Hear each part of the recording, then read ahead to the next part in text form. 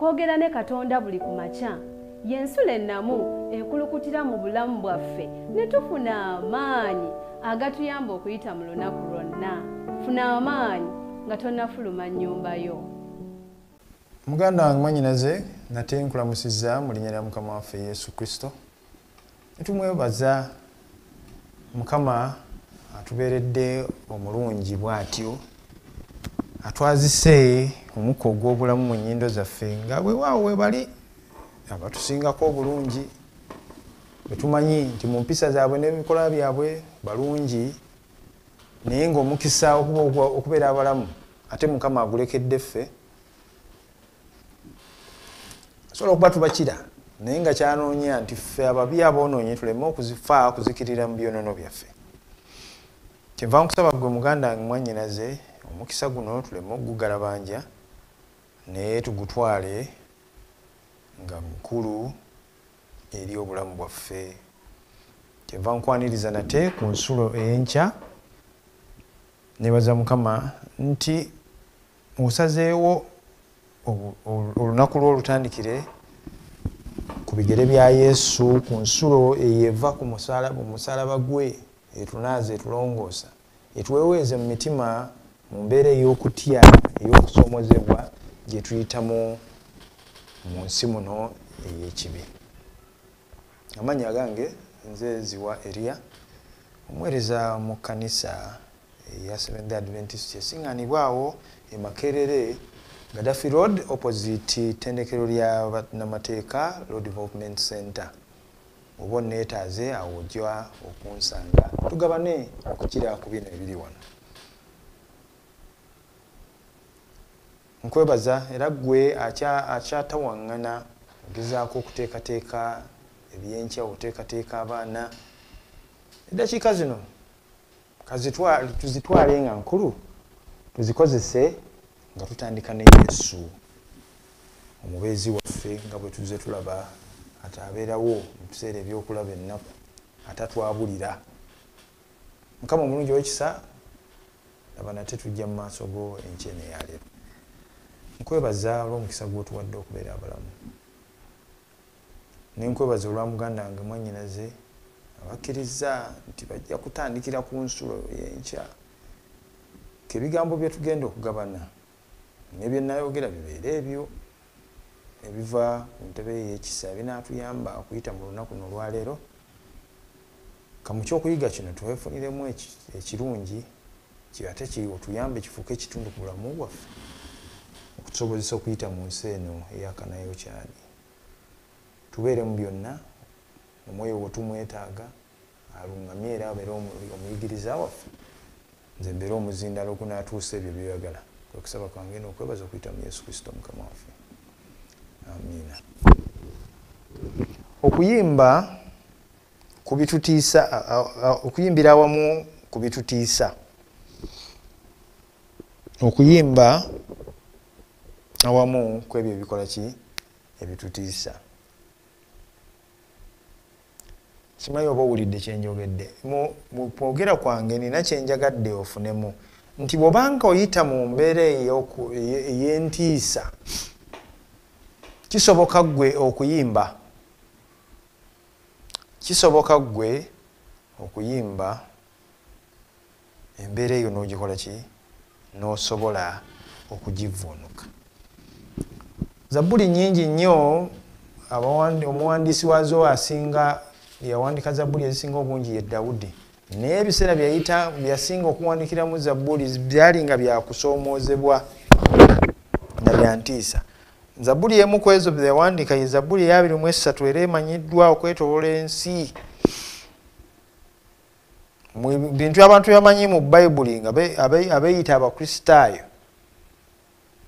bamanyi olunyiriri oluli mu Yokaana sura 3 olunyolo 16 ate ne bagattako ne Zabbuli eya 23. Eyo bagikozeemu, bagitontomye, bagikozeemu n'ennyimba, bawandiiseemu, bayiyizaamu ebitontome n'ennyimba.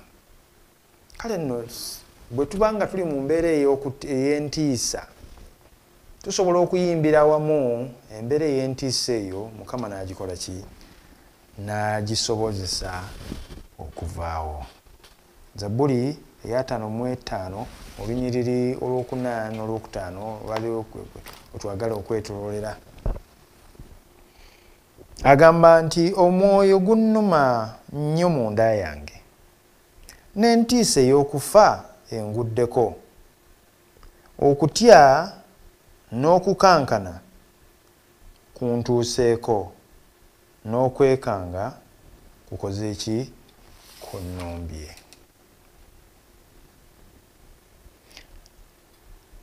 Obwesimbu n'obuntu obuli mu Zabbuli bye bimu ku bizifuula ez'enjawulo mu bitontome eby'enjawulo. Ngambye obwesimbu n'obuntu. Naye waliwo omuntu okuwandiika ekitontome nga byawandiiseko n'olimba byawandiise nga biyiyeyiye nga tebirina mu nsi muno, si bya nsi eno, ng'ayogera ku byaggulu naye ng'ate ali ku ki? Ali ku nsi kuno. Naye kifuula Zabbuli weewaawo n'ekigambo ne Bayibuli nti obuntu obulabikiramu n'obwesimbu bw'aba ayogera ku bubbi nga buli ku batukuvu ku bantu be tulaba ng'abaakabye ennyo, bw'ayogera ku bwenzi n'ajjayo ku Dawudi, bw'ayogera ku batemu n'ajjayo Dawudi. Naye ng'ate Katonda kifaananyi kyatugirayo nti olaba Dawudi ono yali mutemu naye mutwala ng'omwana wange, omuntu wange. Simanyi oba munfuna bulungi nti Bayibuli ewandikibwa nga mulimu obuntu, nti ebintu byempitamu n'abali neyawandika Zabbuli byeyayitamu. Kale neebanga zisobola okwogera eri emitima gyaffe mu mbeera ze tuba tuyitamu. Zabbuli eno eya 55 bagyogerako ng'oluyimba olusobola okukozesebwa mu kiseera eky'okusinza Katonda. Era mu yo mugiramu nabagambye nti ebyokuyiga byaffe bigenda kwetololera ku kutya, naye okutya okwo wadde weekuli tetwandibadde natwo, kubanga tulina empagi yaffe, ekigo kyaffe, tulina ekiddukiro kyaffe nga ye Mukama Katonda.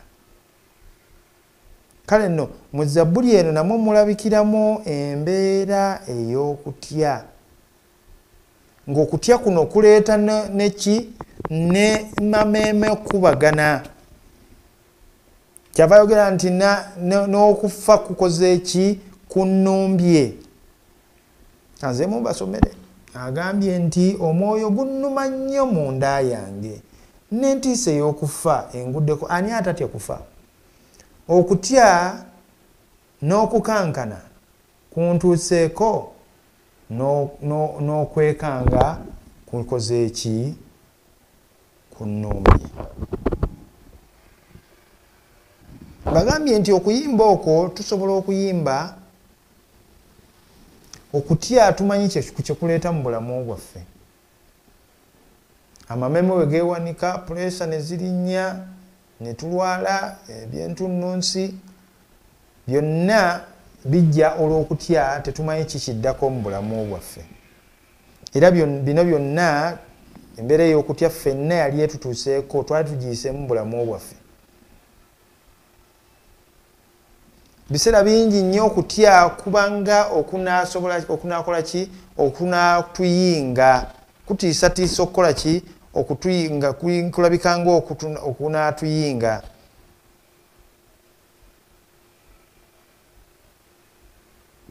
Naye bw'obanga olina Katonda, abantu abo, omuntu w'okukkiriza,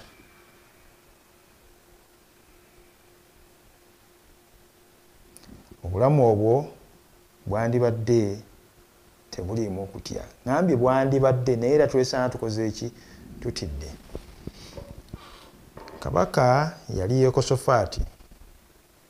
Bw'ogenda mu ebyomumirembe ekitabo ekyokubiri essuula eya 2 bw'onoosoma ennyiriri eziri omwo.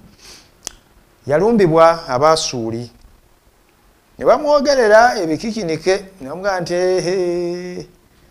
gwe nno ggwe onoomalako. Abafirisuuti bwe baali bamulumbye si Basuuli. Bwe bamulumba yali abadde mu mirembe okumala ebbanga eriwerako nga obwakabaka bwe tebukola ki, tebulumbiddwa. Kambasomere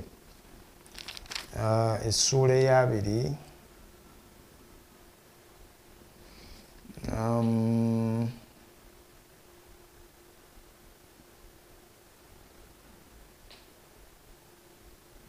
essuula eyabiri ekyomumirembe, essuula eyabiri.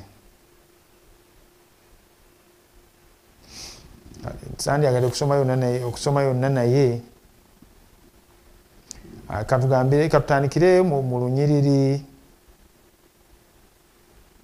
kale katutandike ku lusooka. Awo lwatuuka oluvannyuma lw'ebyo abaana ba Mowaabu n'abaana ba Amoni era wamu n'abo ab'omu Bamoni ne batabaala Yekosafaati okulwana naye. Awo ne wajja abantu abaamugamba Yekosafaati nti eggye ddene likutabadde eriva emitala w'ennyanja e Busuuli, era laba bali mu kiwonvu kya Engedi. Yekosafaati n'atya ne yeeteekateeka okunoonya Mukama. Njagala okubuuza gwe muganda wange mwannyinaze, embeera ekwaŋŋanze ekuleetedde okutya obuddukiro obwo buli ani gw'osooka okunoonya? Tusooka kukubira baganda baffe masimu ti nfunye ekizibu neetaaga obuyambi bwo, naye wulira Kabaka Yekosafaati bamuwadde amawulire agatiisa nti bakutabadde. Bukyanga afuga nsi eyo yali talabangako lutalo era baali ng'ali mu mirembe, tewaliwo yali amutabadde. Naye laba bamutabadde, agenda kukola atya? Yekosafaati n'atya ne yeeteekateeka okunoonya Mukama, n'alangirira okusiiba mu Yuda yenna. Mungoberera, Yuda ne bakuŋŋaana okunoonya okubeerwa eri Mukama. Zabuli ya 46 mugijjukira gye twabaddeko ennaku 2 emabega. Yuda ne bakuŋŋaana okunoonya okubeerwa eri Mukama. Baaviira ddala mu bibuga byonna ebya Yuda okunoonya Mukama. Teriyo n'omu yakola ki? Yasigalayo. Yekosafaati n'ayimirira mu kkuŋŋaaniro lya Yuda ne Yerusaalemi mu nnyumba ya Mukama mu maaso g'oluggya olujja. N'ayogera nti, ayi Mukama Katonda wa bajjajjaffe, toli Katonda mu ggulu, era si ggwe ofuga obwakabaka bwonna obw'amawanga. Ne mu mukono gwo mwe muli obuyinza n'amaanyi, n'okubaawo ne watabaawo ayinza okukuziyiza. Ayi Katonda waffe, si ggwe wagoba abaali mu ensi eno mu maaso g'abantu ba Isirayiri, n'ogiwa ezzadde lya Ibulayimu mukwano gwo emirembe gyonna. Ne babeera omwo era bakuzimbidde omwo ekiggwa olw'erinnya lyo, nga boogera nti obubi bwe bunaatuukako ekitala, omusango oba lumbe oba njala, tunaayimiriranga mu maaso g'ennyumba eno ne mu maaso go. Kyensosa okukugirayo, ab'omu maka go bakuŋŋaanye, ab'omu ggwanga lyo, ekkanisa mw'osinziza, mufunye emitawaana, musooke kunoonya Mukama, mumujjukize obuyinza bwe n'ebisuubizo bye. Naye olw'okuba tetulina budde bungi nnyo, bw'onoosoma essula eyabiri okugimalako ojja kukizuula nti omusajja ono asobeddwa tamanyi kyakukola, anoonyeza Mukama.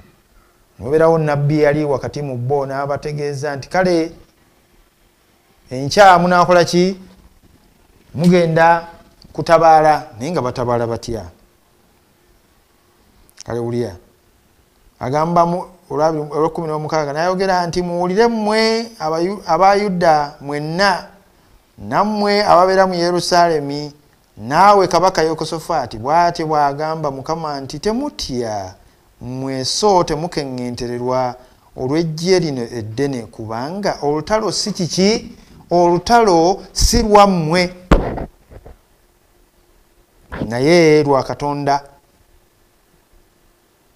Kyo tulina okusooka okutegeera nti byonna ebitwaŋŋanga bw'obanga okkiriza nti oli mwana wa Katonda olutalo teruba lulwo. Olutalo lwani? Lwa Mukama Katonda. Lukwase ye gw'osirike olinde olabe ekinakola ki ekinaddako. Agamba mu 16 enkya muserengete mulwane nabo laba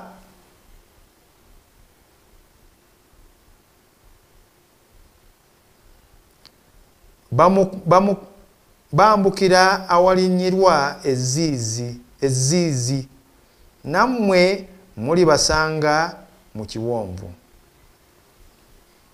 bwe kisibuka mu maaso g'eddungu yeweri. Temulyetaaga kulwana lutalo luno. Mwesimbe muyimirire buyimirizi mulabe obulokozi bwa Mukama obuli nammwe. Gwe Yuda ne Yerusaalemi temutya akizzeemu, temukeŋŋentererwa akizzeemu. Enkya mutabaale kubanga Mukama ali nammwe. Awo Yekosafaati n'avuunama amaaso ge ku ttaka ne Yuda yenna n'ababeera mu Yerusaalemi ne bavuunama mu maaso ga Mukama nga basinza Mukama.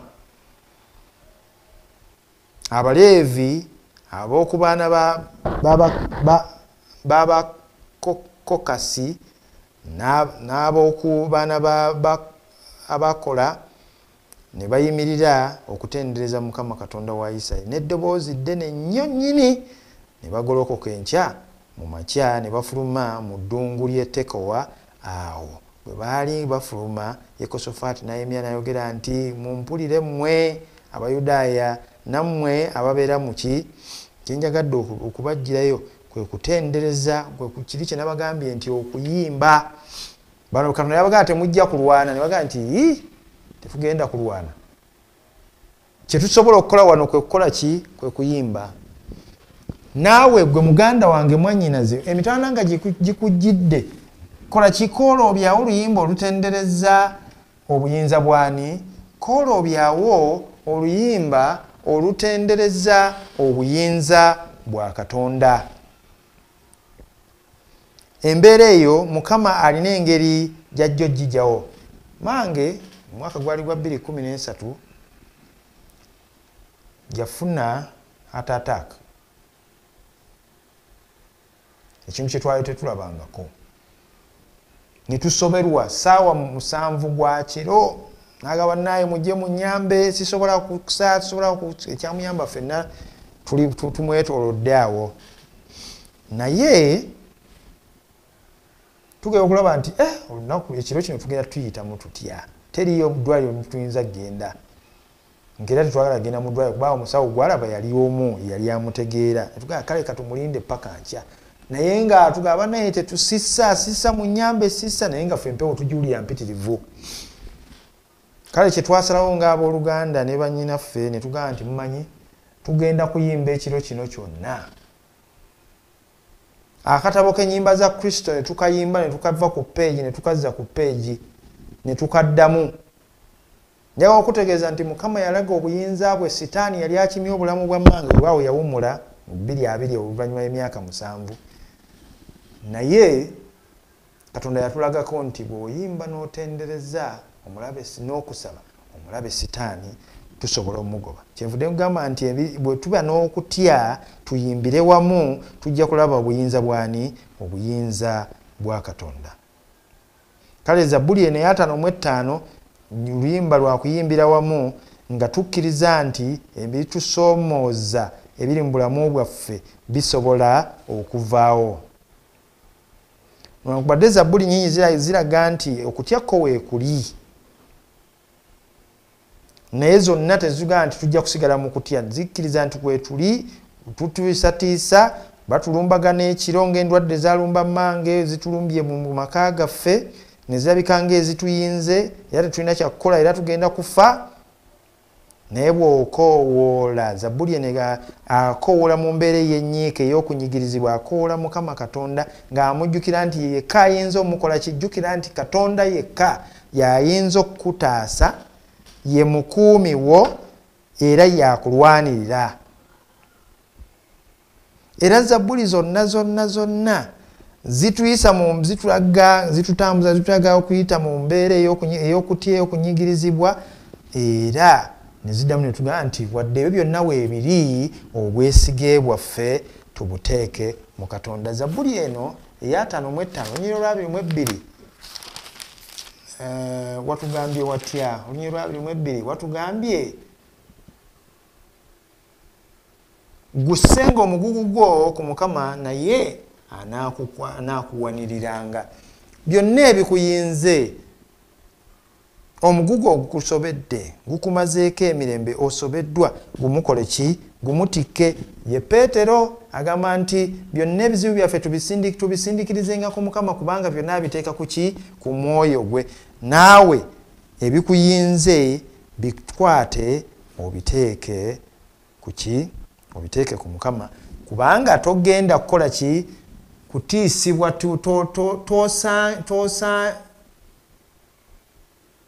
taaganyenga abatuukirivu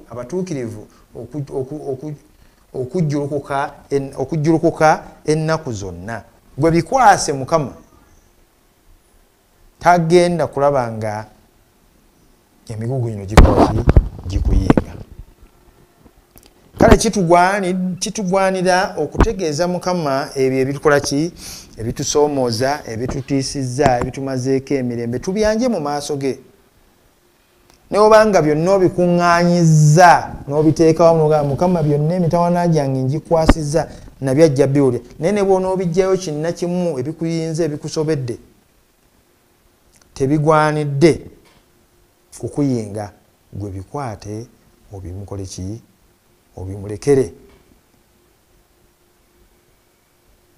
Katuganye Mukama tumukowoole atuwe obuyambi mu kiseera bwe tugwetaagira.